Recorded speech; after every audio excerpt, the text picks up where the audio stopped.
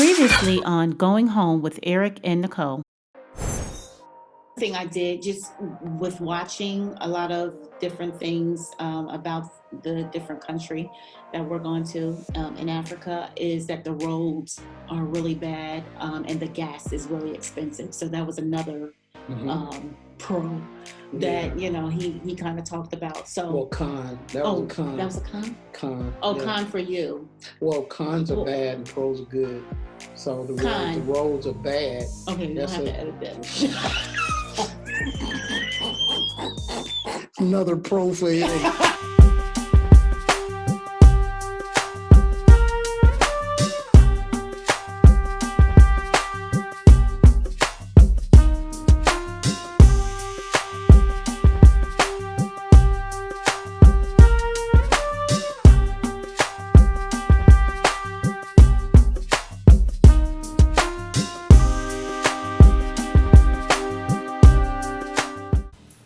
So this is my mom and my stepfather, and I wanted to ask them a few questions regarding me moving to Africa.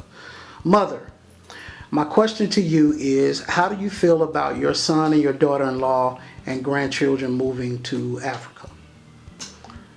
Well, I'm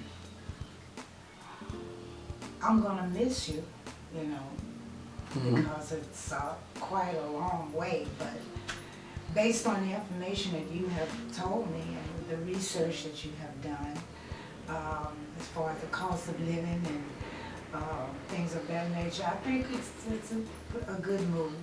I think it's a good move. So I have your approval. You do.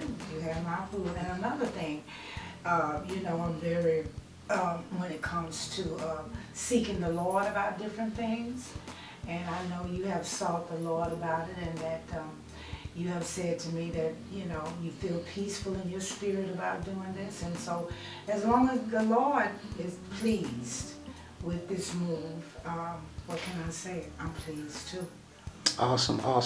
So I want to ask my stepfather, if you had an opportunity to move to the continent, would you do it, and why? Yes, I would.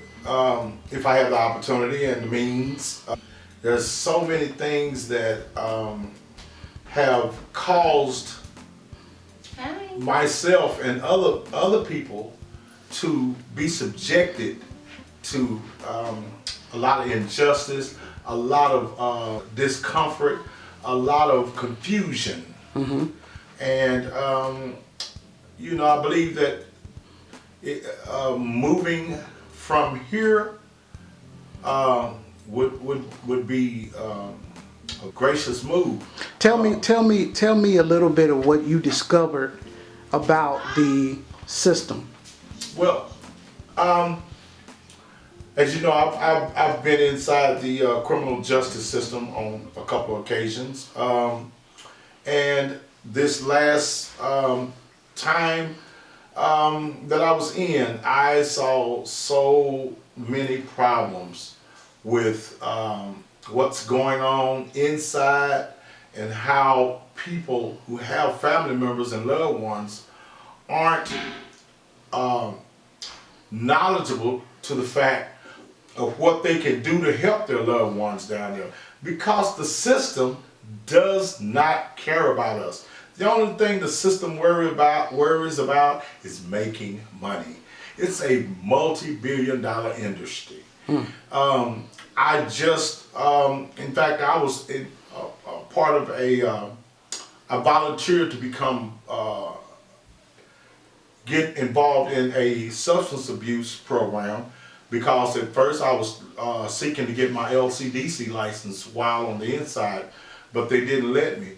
But the fact that I was in a 6-month program, which paid, the state collects $65,000 per offender for a 6-month period. That's all they're worried about. For every 10 offenders that are put in this program, the state collects $1.3 million. Wow. So when the pandemic... For every person? Well, for every 10 people, For every 10 people, wow. 65,000 per person. Right. 65,000 times 10 is $1.3 million. When the pandemic came along, the administration, along with the governor, told the public how they were going to protect us, how they were going to take care of us and make sure that the spreading of the coronavirus inside the prison system was going to be to a minimum. But in the end, they didn't care. They lied to the public, told them that there was no coronavirus on the unit when there was 200 and 300 cases. Wow.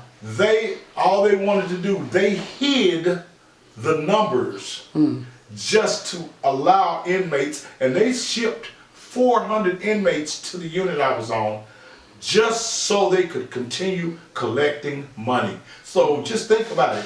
You got 400 inmates coming on a unit where there's no other unit accepting inmates for no reason, because all transportation and transfers had ceased.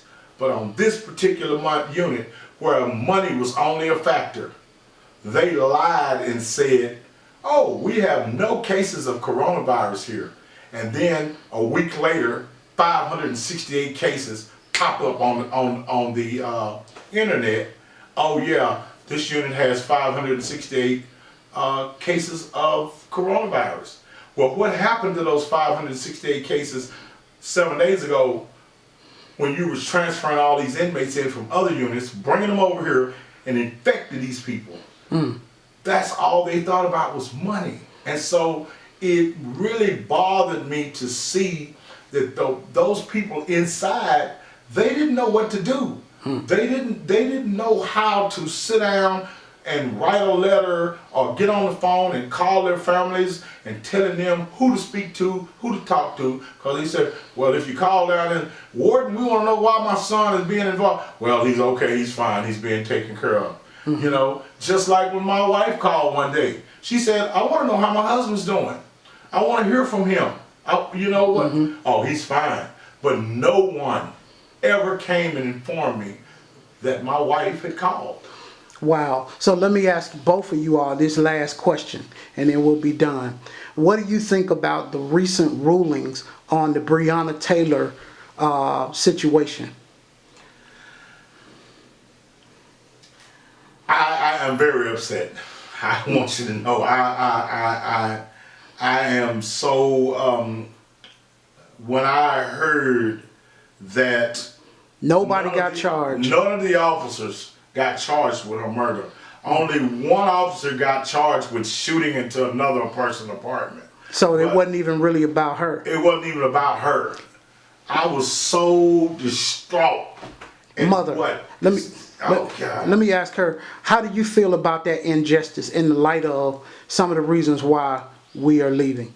Yes, it was definitely injustice, and I'm along with everybody else. I don't feel good about it at all. I feel like it was an injustice done because they didn't get charged, you know. So, in that light, I think you're making a very good move. You know, moving out. If I could do it, I would do it too. I would move out this country.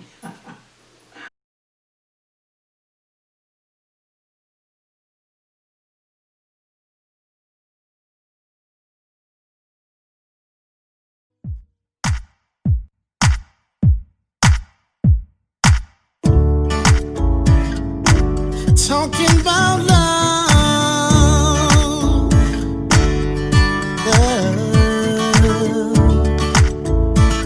said I'm talking about love.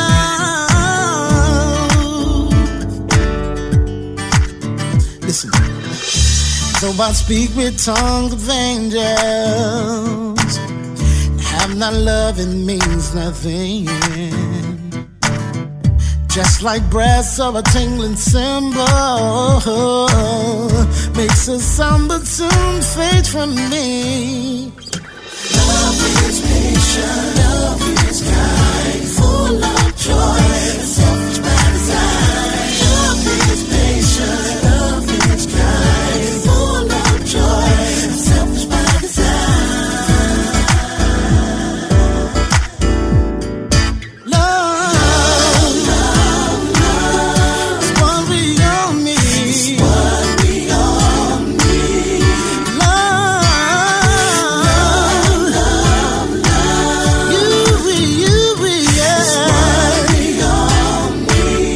Listen, I'm telling you that love, oh, love,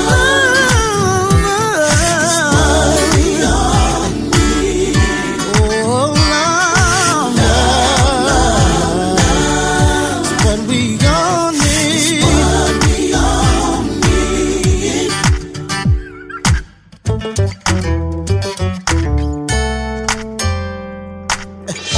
You can give $1,000,000 to your favorite charity. You can build a large shelter, take the homeless off the street. All these things will pass away. Love will remain forever. All these things will pass away. Love will remain forever and a day. Love, it is what we need. Love, is what we all need. If you don't love me, you don't love God. Listen to me, yes. Oh, love,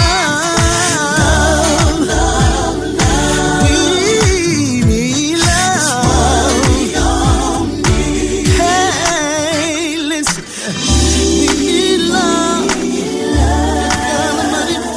Love for one another. We need love for one another. Can you help me sing it? We need love.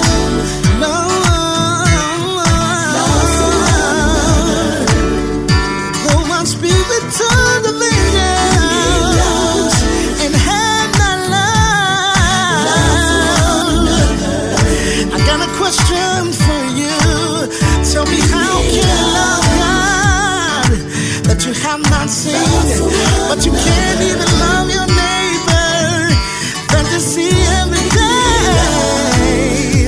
You need love for one another, and if you don't have love, I want you to receive love. Love from the Father. He's giving it to you right now. Receive love. Receive love. You need love. You need love. You need love. Receive love. Receive love. Ooh, my love from the Father.